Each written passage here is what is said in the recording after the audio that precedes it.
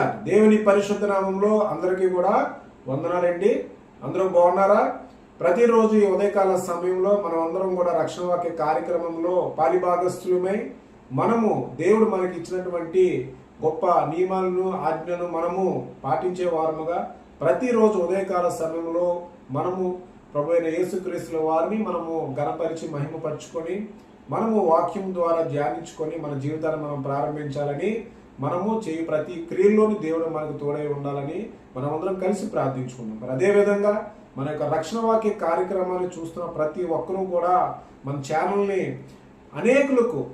వాక్యాన్ని అందించే క్రమంలో మీరందరూ కూడా సహాయపడుచున్నారు. దానికి మీరంతా కూడా సంతోషిస్తున్నారు. అదేవిధంగా ఈ వాక్యాన్ని మరి ఇతరులకు కూడా తెలియాలి అంటే ఖచ్చితంగా వాక్యం ద్వారా అనేకులు బలపడాలన్న ఉద్దేశంతో ఈ కార్యక్రమాన్ని నిర్వహించడం జరిగింది. దీనిని ప్రతి ఒక్క సహోదరుడు సహోదరి కూడా మీరు మీ యొక్క అవకాశం మేరకు మీకు ఉన్నటువంటి మాధ్యమాల ద్వారా దీన్ని ఇతరులకు కూడా తెలియజేసే క్రమంలో మీరు ముందుగా సబ్స్క్రైబ్ చేసుకొని ఇతరులకు తెలియజేయాలని, దేవుని వాక్యాన్ని మరింతగా బలపరిచే క్రమంలో మీరందరూ కూడా తోడై ఉండాలని నేను మనస్ఫూర్తిగా కోరుచున్నాను. మరి ఈనాటి ఈ దినం మనము ధ్యానించుకుపోయే అంశము లూకా సువార్తలోని 15వ అధ్యాయం. లూకా సువార్త 15వ అధ్యాయంలోని మనం చూసినట్టయితే మొత్తముగా మనకి 32 వచనాలు ఇందులో పొందపరచడం జరిగింది. ప్రియమైన సహోదరి సహోదరుడా, ఈ యొక్క 32 వచనాలు దేనికి సంబంధించి అనేది ముందుగా మనం తెలుసుకున్నట్టయితే, మారు మనస్సు పొందే ఒక వ్యక్తి పట్ల దేవుడు ఏ మాదిరిగా సంతోషాన్ని కలిగి ఉంటాడు, పశ్చాత్తాపాన్ని కలిగి ఉన్న ఒక వ్యక్తి యొక్క తన మనస్సు తన రక్షణ వైపు మలుచుకున్న తర్వాత, తన మారు మనసు పొందిన తర్వాత ఆ వ్యక్తిని ఉద్దేశించి ఏ రకమైనటువంటి జీవితాన్ని వారు పొంది ఉంటారనే అంశాలను ఇక్కడ చాలా క్లుప్తంగా వివరించడం జరిగింది. సహోదరి సహోదరుడా, ఈ మాదిరిగా మనం చూసుకున్నట్టయితే ఈ యొక్క 32 వచనాలను మనము 3 భాగాలుగా వీటిని మనము ధ్యానించుకోవడానికి మనం ప్రయత్నించినట్టయితే, మొట్టమొదటిగా 1 నుంచి 7 వచనాలలో తప్పిపోయిన గొర్రెపిల్ల ఉపమానంతో ప్రారంభం అవడం జరిగింది. ఆ తర్వాత 2వ ఉపమానాన్ని మనం చూసినట్టయితే ఒక నాణ్యము, తప్పిపోయినటువంటి ఒక నాణ్యము అనే ఒక ఉపమానం గురించి, అదేవిధంగా 11 నుంచి 32 వచనాల్లో మనం చూసినట్టయితే తప్పిపోయినటువంటి కుమారుడి గురించి సంబంధించినటువంటి ఉపమానం. అయితే ఈ ఉపమానాలు చెప్పడానికి కావలసినటువంటి ఉద్దేశము ఏ విధంగా ఏర్పడింది అనేది కూడా ఈ వాక్యం ద్వారా మనం తెలుసుకోవాలి. ప్రియమైన క్రైస్తవ బిడ్డలారా, ఏమిటి ఈ యొక్క ఉపమానం, ఏ మాదిరిగా ఈ ఉపమానాలు చెప్పాల్సిన సందర్భం ఎందుకు వచ్చింది అని అంటే, ఇక్కడ వాక్యంలో మనం చూస్తే 15వ వచనంలో మొట్టమొదటి వాక్యము, ఒకప్పుడు సమస్తమైన సుంకరులను పాపులను ఆయన బోధ వినుటకు ఆయన దగ్గర వచ్చుచుండగా పరిసయ్యులు శాస్త్రులను అది చూచి ఇతడు పాపులు చేర్చుకొని వారితో కూడా భోజనం చేయుచున్నాడని చాలా సనుగుకొనిరి. అంటే అక్కడ సందర్భం ఏంటంటే,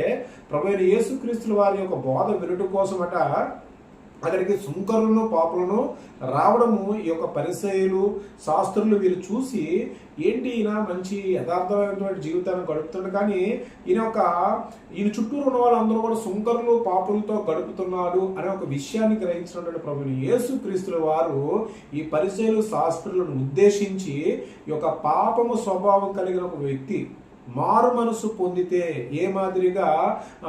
సంతోషం కలుగుతుంది అనే ఒక విషయాలను వారికి అర్థమయ్యేటట్టు ఈ 3 ఉపమానాల ద్వారా మనకి తెలియచేయడం జరిగింది. ప్రియమైన క్రైస్తవ సహోదరి సహోదరుడా, ఈ క్రమంలో ఈ 3 ఉపమానాల్లో మనం చూసుకున్నట్టయితే కేవలం ఒకే ఒక విషయం ఆధారపడి ఉంది. ఏంటంటే,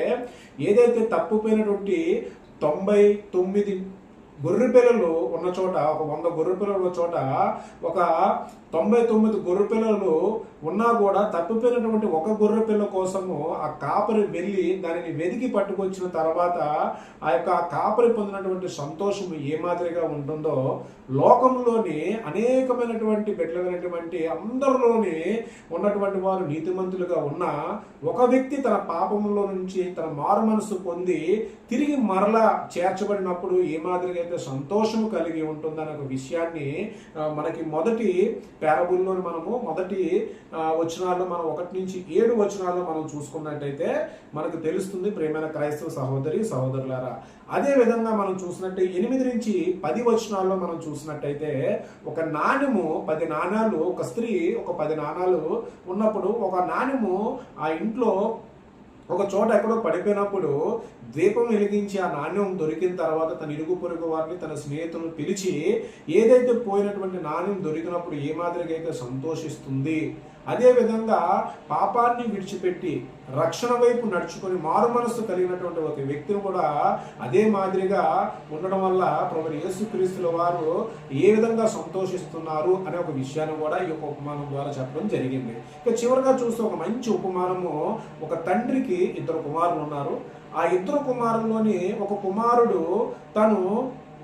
ఏదైతే ఆ యొక్క తండ్రి దగ్గర ఉన్నటువంటి ఆస్తిని అడిగి తీసుకుని తన తండ్రి దగ్గర నుంచి ఆ ఆస్తి తీసుకున్న తర్వాత ఇతర దేశాలకు వ్యాపార నిమిత్తంగా ఆ తండ్రిని విడిచిపెట్టి వెళ్ళిపోయిన తర్వాత ఆ తండ్రికి ఉన్నటువంటి ఆ యొక్క వనరులన్నింటిని కూడా వాడుకొని ఆ కుమారుడు వెళ్ళిపోయిన తర్వాత జరిగినటువంటి పరిస్థితులను ఉద్దేశించి ఈ యొక్క ఉపమానాన్ని తెలియచేయడం జరిగింది. ఏంటి ఆ పరిస్థితులను చూసినట్టయితే, ఏదైతే ఈ కుమారుడు సర్వసాధారణంగా మనం చూసినట్టయితే ప్రియమైన సహోదరి సహోదరులారా, ఈ రోజుల్లో చాలా కుటుంబాలలో మనం చూస్తే ఈ కుమారులు కలిగినటువంటి వారు, ఒక చిన్న కుమారుడు కానీ ఒక పెద్ద కుమారుడు కానీ తల్లిదండ్రులకు అవిధేయతగా సాతానుతో ప్రేరేపించబడి వారికి ఉన్నటువంటి ఒక ఎక్కువ నమ్మకం ఉందంటే మీన్స్ కాన్ఫిడెన్స్ లెవెల్స్ ఎక్కువగా ఉండడం వల్ల వారు ఏంటంటే మేము బతకగలము, మేము ఏదైనా సాధించగలము, మేము ఏదైనా చేయగలము అని చెప్పి ఆ యొక్క వయసురీత్యా వారు తల్లిదండ్రుల దగ్గర నుంచి అనేకమైనటువంటి వసతులు కోరుకోవడమే కాకుండా ఆస్తులు కూడా కోరుకొని వారు ప్రత్యేకంగా వెళ్ళిపోయి వారి జీవితంలోని వారు సాధించాలనుకుని సాధించుకోలేకపోవడమే కాకుండా ఆ వెళ్ళిన ప్రదేశాల్లోని అక్కడ కరువు సంభవించడం వల్ల అక్కడ జరిగినటువంటి అనేకమైనటువంటి ఇబ్బందులకు గురి అవ్వడము, ఆ సమయంలోని అక్కడ ఆ కుమారుడు ఏ మాదిరిగా అయితే తను కష్టాలు పడి ఉన్నాడో అక్కడ చేరినటువంటి ఒక వ్యక్తి ఆ యొక్క పందుల సావాసము ఆ గుంపుకు సంబంధించినటువంటి అక్కడ ఉన్నటువంటి వ్యక్తులతో వారు ఉన్నప్పుడు ఆయనకి ఆకలి కలిగినప్పుడు తను తినడానికి కూడా తిండి లేని పరిస్థితిలో ఉన్నప్పుడు ఆ కుమారుడు ఏదైతే తండ్రిని ఎదిరించి వెళ్ళినటువంటి కుమారుడు ఇవన్నీ కూడా గ్రహించుకొని తన తండ్రిని ద్వారా తను తప్పు చేశాడని తెలుసుకొని తిరిగి మరలా ఏదైతే ఈ కుమారుడు తన తండ్రి దగ్గరికి వెళ్ళడానికి ప్రయత్నించినటువంటి ఒక గొప్ప ఉపమానము, అదే మాదిరిగా ఈ కుమారుడు ఏదైతే తండ్రిని వదిలి విడిచిపెట్టి వెళ్ళిన తర్వాత ఆ కుమారుడి పట్ల తండ్రి చూపించినటువంటి ప్రేమ తిరిగి వచ్చిన తర్వాత తండ్రి ఆ కుమారుడిని చూసి చాలా సంతోషించి చనిపోయినటువంటి నా కుమారుడు తిరిగి మరలా వచ్చాడు అనుకున్న రీతిగా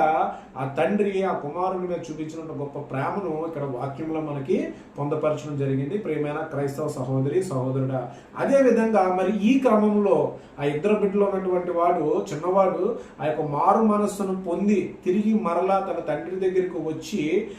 తను చేసినటువంటి పాపాన్ని తెలుసుకొని వచ్చినప్పుడు ఎంతైనా తండ్రి ప్రేమ కలిగి ఉండడం వల్ల ఆ బిడ్డ మీద తండ్రి తన హక్కును చేర్చుకొని తనకు నూతన వస్త్రాలను అదే విధంగా తనకి సంతోషంతో ఇతరులకు తెలియజేసి తాను వారి యొక్క చుట్టుపక్కల ఉన్నటువంటి వారికి తన తోటి పని వారికి అందరికీ కూడా తాను మంచి విందును ఏర్పాటు చేసిన ఈ క్రమంలోని ఆ యొక్క పెద్ద కుమారుడు అంటే ఏదైతే తండ్రి అడుగుజాడల్లో నడుచుకొని తండ్రి చెప్పినట్టుగా నడుచుకున్నటువంటి ఈ పెద్ద కుమారుడు అక్కడ ఉన్నటువంటి ఒక విందును అందరినీ చూసి అక్కడ ఉన్నవారిని అడిగాడు. ఏమని అడిగాడంటే, ఏంటి ఇంత సందడిగా ఉంది ఇల్లంతా అని అడిగినప్పుడు అక్కడ ఉన్నవారు చెప్పారు, ఏదైతే చనిపోయాడు అనుకున్నటువంటి నీ తమ్ముడు తిరిగి మరలా వచ్చినందుకు నీ తండ్రి గొప్ప విందును చేస్తున్నాడు అనగానే ఎంతైనా మరి తండ్రి అడుగుజాడల్లో నడిచినటువంటి వ్యక్తి తన తమ్ముడు తన తండ్రిని కాదనడమే కాకుండా తన ఆస్తిని కూడా తీసుకుని వెళ్ళి అనేక దుర్వ్యాపారంలో అంటే ఇక్కడ వాక్యంలో మనం చూసినట్టయితే అక్కడ చూస్తే మనకి 13వ వచనంలో కొన్ని దినముల తరువాత ఆ చిన్న కుమారుడు సమస్తమును కూర్చుకొని దూరదేశములకు ప్రయాణమైపోయి అతను తన ఆస్తిని దుర్వ్యాపారంలో పాడు చేసిన. దుర్వ్యాపారములు అంటే తను తెలిసి తెలియని వయసులో ఆ యొక్క డబ్బును తీసుకుని వెళ్ళి అక్కడ ఉన్నటువంటి వ్యభిచారాలకు కానీ లేదంటే అనేకమైనటువంటి హేయక్రియలకు అలవాటు పడిపోయి తన జీవితాన్ని నాశనం చేసుకున్నటువంటి ఆ తమ్ముడు వస్తే మా నాన్న ఈ మాదిరిగా ఇంత విందు చేస్తున్నాడని కోపంతో తన తండ్రి దగ్గరికి వెళ్ళి, ఏ రోజైనా సరే నేను అడుగుజాడలో నడిచినప్పుడు నా స్నేహితులకు కానీ ఎప్పుడైనా ఇటువంటి విందు చేశారా అని ఆ తండ్రిని అడిగినప్పుడు ఆ తండ్రి చాలా చాలా వేదన, ఒక పక్కన చిన్న కుమారుడు తిరిగి వచ్చిన ఒక బాధతో ఆ యొక్క కుమారుడికి ఏ మాదిరిగానంటే చెప్పాడు, తప్పిపోయినటువంటి నీ తమ్ముడు తిరిగి వచ్చి ఉన్నాడు, ఇక్కడ ఉన్నది సమస్తము నీదే కదా, రా మనం అందరం కలిసి సంతోషిద్దాము అని చెప్పి తన పెద్ద కుమారుని కూడా తన యొక్క మాట ద్వారా ఏకీభవించి తప్పిపోయినటువంటి మారు మనసు పొందినటువంటి తన కుమారుని పట్ల చూపించినటువంటి గొప్ప ప్రేమను ఒక ఉపమాన రీతిలో మనకి ఇక్కడ పొందపరచడం జరిగింది. ప్రేమ క్రైస్తవ సహోదరి సహోదరులారా, ఈ మాదిరిగా మనం చూసుకున్నట్టయితే ఈ 3 ఉపమానాలు అంటే తప్పిపోయిన గొర్రెపిల్ల ఉపమానం కానీ, ఏదైతే ఒక స్త్రీ తన 10 నాణాలు ఒక నాణాన్ని పోగొట్టుకున్న ఉపమానం కానీ, అదే విధంగా మనం చూసినట్టయితే తన కుమారుడు, ఒక వ్యక్తికి 2 కుమారులు ఉన్నప్పుడు తన చిన్న కుమారుడు తన యొక్క జీవితంలోని తన ఆస్తిని, తండ్రి ఆస్తిని తీసుకుని పోయి అనేకమైనటువంటి విషయాలలోని తాను అనుకున్నటువంటి పనులు పూర్తి చేయకుండా తన జీవితాన్ని పాడు చేసుకుని తిరిగి ఇవన్నీ తండ్రిని కాదని వెళ్ళి తాను తెలుసుకున్నటువంటి ఒక